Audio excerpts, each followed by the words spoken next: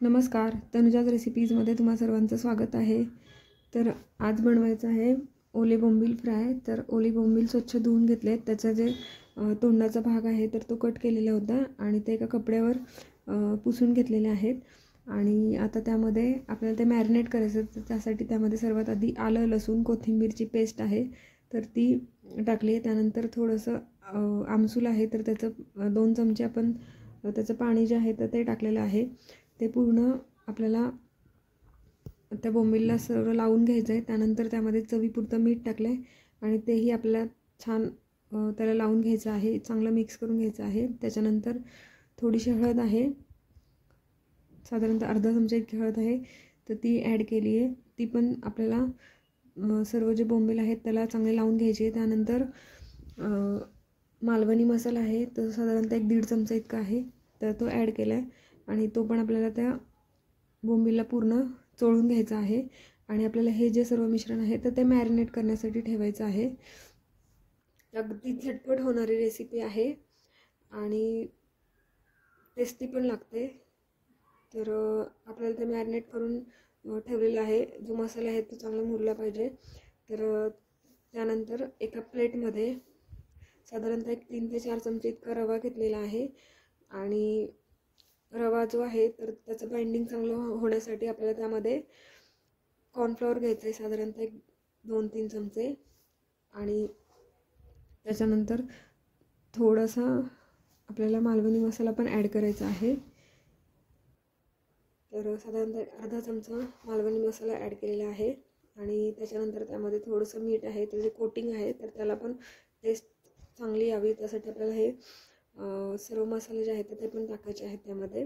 आणि थोडीशी कोथिंबीर आहे ती ॲड केली आणि हे जे मिश्रण आहे ते छान एकत्र करून घ्यायचं आहे। मीठ आहे आणि मसाला जो आहे तर तो चांगला एकत्र झाला पाहिजे, मिक्स झाला पाहिजे। आणि बघू शकता तुम्ही हे मिक्सचर जे आहे तर ते तयार आहे। मी तवाही गरम करण्यासाठी ठेवून दिलेला आहे तर तवा पण छान गरम झाला।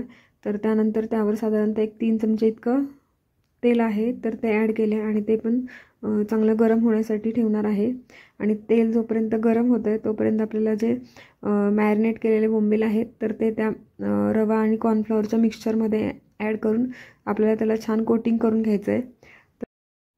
तर कॉर्नफ्लॉवर ॲड केले ना आपण, त्यामुळे काय होतं तर ते बाइंडिंग आहे तर ते छान त्या बोंबीलला चिकटलं जाईल आणि ते रवा आहे तर तो पूर्ण निघून नाही जाणार, पूर्ण छान आणि क्रिस्पी असं लेअर तयार होईल। तर तो रवा चिकटून राहण्यासाठी आपण कॉर्नफ्लॉवर ॲड केलेला आहे। तर हे जे सर्व बोंबील आहेत ते छान मॅरिनेट झालेले आहेत आणि आपल्याला आता ते त्या मिक्सचरमध्ये आपल्याला ते कोटिंग करून घ्यायचं आहे चांगलं त्याला पिठांचं। आणि तर बघू शकता तुम्ही तेल पण चांगलं गरम झालेलं आहे तर त्यामुळे त्यावर मी जेवढे कोटिंग केलेले आहेत तर तेवढे ॲड करणार आहे आणि नंतर उरलेले कोटिंग करून तेही त्यावरच ॲड करायचे आहेत। आणि ही जी रेसिपी आहे अगदी झटपट होणारी रेसिपी आहे आणि बोंबील ओले जे असतात तर ते पटकन शिजले जातात, खूप जास्त वेळ नाही लागत। 5 ते 7 मिनिटमध्ये म्हटलं तरी आपली जी रेसिपी आहे तर ती तयार होते। तर बघू शकता तुम्ही मी एक करून कोटिंग करून त्यावर ॲड करते आहे। तर अतिशय टेस्टी अशी रेसिपी आहे ही। रेसिपी एकदा तुम्ही नक्की ट्राय करा। रेसिपी आवडली असेल तर रेसिपीला लाईक करा, कमेंट करा, शेअर करा आणि तनुजाज रेसिपीला सबस्क्राईब केलं नसेल तर नक्की सबस्क्राईब करा आणि बेल आयकॉनवर क्लिक करा, जेणेकरून येणाऱ्या ज्या नवीन रेसिपीज आहेत तर त्याचं नोटिफिकेशन तुम्हाला सर्वात आधी मिळतील।